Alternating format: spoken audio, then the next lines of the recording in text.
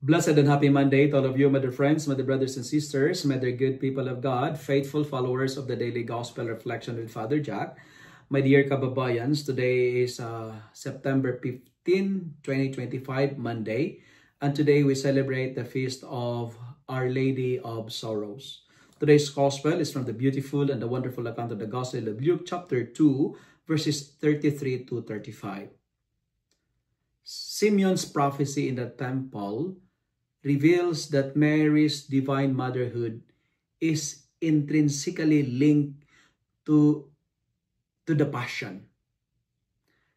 Her joyful yes to God's plan to be the mother of Jesus also meant consenting to her son's destiny as a sign of contradiction whose mission would culminate on the cross.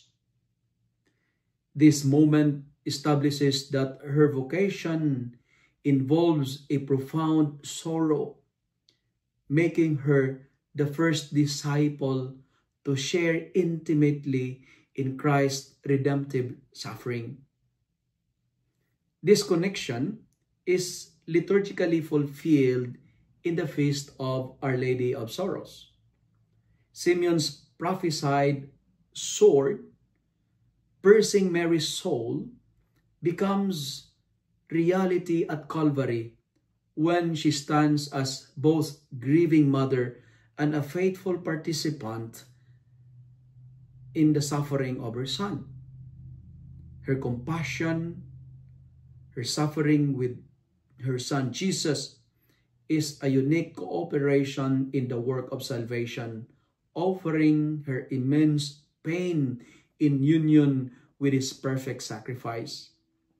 Thus, the feasts celebrate not morbid grief, but the transformative power of surrender love. Mary embodies the Christian paradox that profound joy and sorrow can coexist through faith.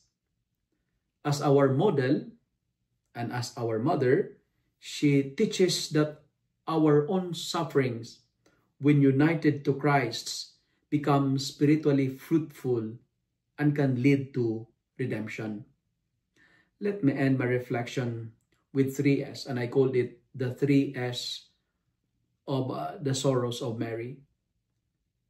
First, Mary, her sorrow is profound yet interior. Scripture never record her lamentations at the cross. And Mary is teaching us of a silent, prayerful participation, modeling a contemplative suffering. And her sorrow is expressed in silence. The first S of the sorrow of Mary is expressed in silence. Second, her sorrow is sanctifying because her sorrows were not without purpose. They served to sanctify her role as the mother of all believers, the mother of the church. And third and final S, her sorrow is a concrete sign and proof of her submission to God's plan, echoing her fiat not just in joy, but in the deepest anguish, demonstrating her perfect obedience. Let it be done unto me according to your word. If you love and like this reflection, kindly share it with your friends, share it with your family, make the word of God viral so that many will be blessed. Amen.